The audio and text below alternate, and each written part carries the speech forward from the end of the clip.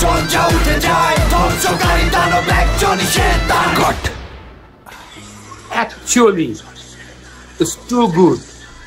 মাথা নষ্ট করে দিচ্ছে, যতক্ষণ এটাকে দেখছি ততবার মাথা নষ্ট হয়ে যাচ্ছে।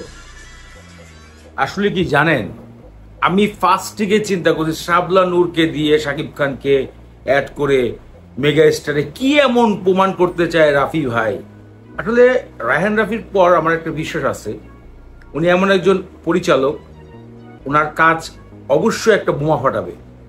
এটাই কিন্তু তুফানে আমরা দেখেছি, এমন এক শাকিব খানকে হাজির করেছে, এমন এক গল্পের সাথে পুরো কাঁপিয়ে দিয়েছে। বরবাদের কথা যদি আসেন, বরবাদের এমন গল্প যেটা কমার্শিয়াল 100%, গল্প খোঁজা যাবে না, কিন্তু তুফানে গিয়ে দেখেন শাকিব খানকে গল্পের ভিতরে কমার্শিয়াল অ্যাকশন দিয়ে একটা ভরপুর মশলা সম্পন্ন রেসিপি আমাদের দিয়েছে। ঠিক তেমনই শাবলা নূরের যে কটা ভিডিও এসেছিল, যে কটা ফটো এসেছিল, খুবই আমি আপসেট ছিলাম যে কেন এইরকম একটা কাজ করছেন রায়হান রাফি। কিন্তু তার রেজাল্ট কিন্তু এখন আমরা টিজারে দেখতে পাচ্ছি। টিজারে স্পষ্ট দেখা যাচ্ছে সে কোনো একটা অফিসকে অ্যাটাক করছে, কোনো একটা সংস্থান বা কোনো একটা পুলিশের হেডকোয়ার্টারকে অ্যাটাক করার জন্য পাগলাটে মুখোশ পরে হাজির হচ্ছেন। মানে গরিলার মানে ফুল অ্যাকশন লেভেলে হাজির হচ্ছে। তার মধ্যে তার কিছু অঙ্গভঙ্গিতে বোঝা যাচ্ছে তিনি সম্পূর্ণভাবে যে সুস্থ তা কিন্তু নয়, একদম তাসসিরা মেজাজে তিনি হাজির হচ্ছেন। এবং পুরো দর্শকদেরকে তিনি কিন্তু বলে দিচ্ছেন যে শো শুরু হচ্ছে, মানে এটাই শুরু হতে যাচ্ছে। ফিনিশিং যখন একদম শেষ মুহূর্তে চলে এসেছে যে এখনই টিজার শেষ হবে, তার আগে রায়হান রাফির যেই স্পেশাল মশলা রয়েছে, ম্যাজিক রয়েছে, সেই ম্যাজিকটাই কিন্তু রায়হান রাফি ঠাস করে দিয়ে দিল। কি জয়া আহসান একদম টার্গেট বরাবরই শাকিব খানকে ধরে বসছে, শুট করবে। মূল যেই অ্যাকশন লেভেলটা হবে এটা হচ্ছে জয়া আহসানের সাথে।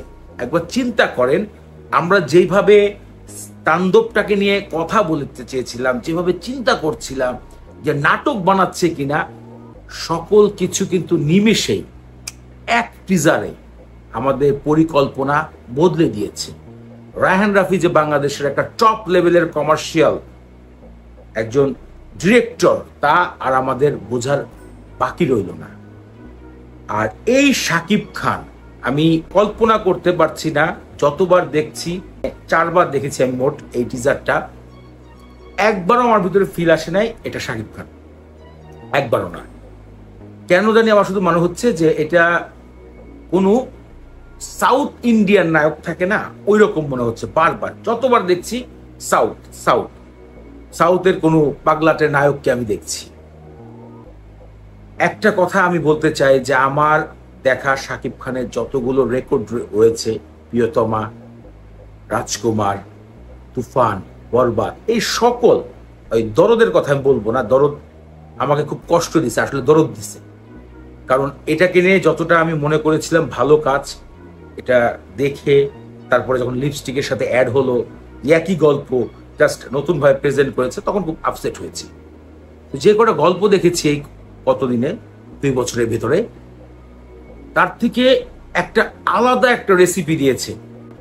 বাংলাদেশের সাথে আপনি কখনো কোনো টিজারের সাথে তুলনা করতে পারবেন না। জাস্ট এক কথায় সাউথের যে নায়কগুলো রয়েছে তারা যখন এন্ট্রি করে এরকম মিউজিক হয়, এলোমেলো করে ফেলে, নায়ক পাগলাটে করতেছে, নায়কই যেন একদম খলনায়ক থাকছে, ওই ফিলটাই কিন্তু এই তাণ্ডবের টিজারে আমি পেয়েছি। সো আমার কাছে 10-এ 10 দেওয়ার মতন একটা টিজার ছিল। আমার রিভিউ এইটুকুই যে 10-এ 10, এটার আমি কোনো ভুল ধরতে পারবো না, ভুল ধরার আমার ক্ষমতা নেই। জাস্ট আমি এনজয় করতেছি। তাহলে এই সিনেমাটা কি এনজয় করবো, আমি শুধু এটাই চিন্তা করতেছি বারবার যে এটার সিনেমাটা কি হবে। কারণ আমরা ফার্স্টে দেখেছি কি শ্রাবণের সাথে হুন্ডাতে ঘুরছে, জঙ্গলে যাচ্ছে, পাহাড়ে যাচ্ছে, বাট একবার চিন্তা করেন যে সে টোটাল অ্যাকশন করছে পুলিশের উপরে, তিনি মাস্ক পরেছে, একদম যেন আমি একটা বাইরের দেশের সিনেমার ফিল পাচ্ছি। তিনি অ্যাটাক করেছেন, তিনি হয়তো বা কোনো দাবিদাব করবেন, এবং অ্যাকশন লেভেলটা হবে একজন নারীর সাথে। It's awesome. জাস্ট এইটুকুই আমার রিভিউ ছিল।